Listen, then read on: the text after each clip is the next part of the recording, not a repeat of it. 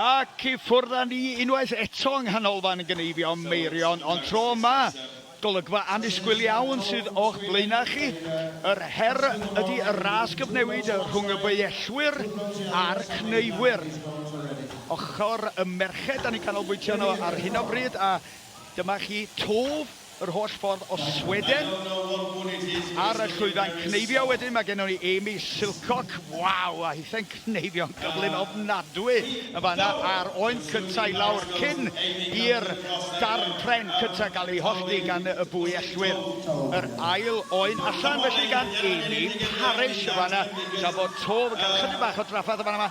Ond beth sy'n ddifyr I mi amdano fo ydy pa mor debyg ydy'r grefft. Mae o'n gyfuniad y Cneifwyr a'r Bwyellwyr o gyflymdra a manylder a chywirdeb os hoffech chi. Golygfa nylach y fan hyn ar pa mor finiog ydy'r fwyell na yn torri trwy'r pren. Cneifwyr wedyn ar y stondin yna, stondin 2, Susie Parish yn newydd ennill cystadleuaeth agored y merched. Lawr a'r oen yna ganddi hi wedyn ymlaen â ni o ran y ras gyfnewid ar y dri. Mae Amy Silcock yr holl ffordd o Zeland newydd yn cadw llygad ar Cneifwyr. Mae'r Bwyellwyr rwan yn dechrau ar yr ail gymal. Dyna ni'r ail gymal.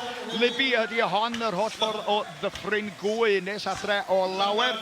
A Bwyellwyr Gwy ydy un o'r trefnwyr o'r digwyddiad yma. Mae Irwin Richards yma bob blwyddyn yn gwneud siŵr bod y digwyddiad adloniadol yma yn digwydd yng nghanolfan Cneifwyr Meirion I orffen yr holl fwrlwm yma yn y sioe fawr. Felly dyna chi flas I chi.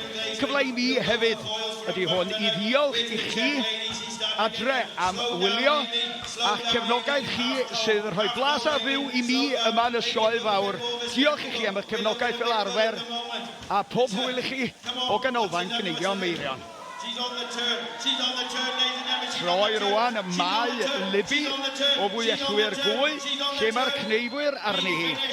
Mae'r oen nesaf wedi mynd lawr fanna gan yr Cneifwyr, a felly y Bwyellwyr chydig bach ar ei holi ar hyn o bryd o ran y ras gyfnewid. Gadewch chi weld os yna fwy I wneud. Oes, mae'r Bwyellwyr yn dal ati.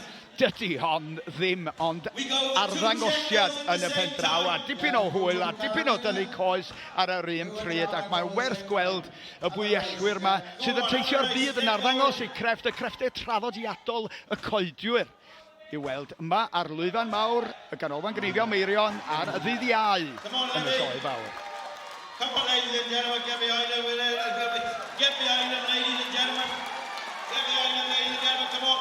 Get behind them, ladies and gentlemen, or we'll be here all bloody afternoon. Get behind them, ladies and gentlemen. Get behind them, ladies and gentlemen, because I gotta go to Corwin. I gotta go to Awyrgylch ydy'r gair pwysig yma yn y sioe fawr.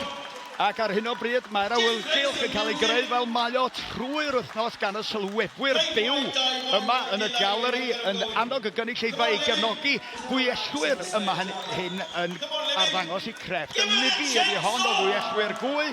Y Cneifwyr wedi hen orffen yn y ras gyfnewid yma a llongyfarchiadau mawr I Libby fanna. A mae'n braf iawn gweld cymaint o ferched bellach yn bwrw mlaen gyda'r grefft yma o drin coed ac mae cyfle iddyn nhwtha fel y Cneifwyr I deithio'r byd yn arddangos I crefft. Dyma chi olwg ar y trawiadau ac mae mor bwysig bod nhw yn gywir.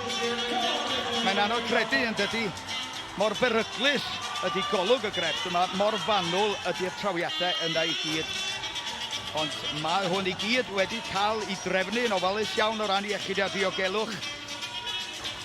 Gwrwch olwg ar yr ymdrech y fan hyn. Dyma'r gwahaniaeth rhwng y Cneifwyr a'r coedwyr. Mae angen dipyn mwy o gyhyrau, neu cyhyrau gwahanol o leia I arddangos y grefft yma o hollti coed efo bwyell. Dwi wedi profi pa mor finiog ydy'r bwyelli yna, mi fedrwch chi eillio'ch gwyneb efo nhw a chei sicrhau chi o hynny. Dyna ni felly, y ddwy chwaer o Weriniaeth Czech yn cwblhau'r dasg yma, Jana a Charolina. Werth gweld yr arddangosiad yna.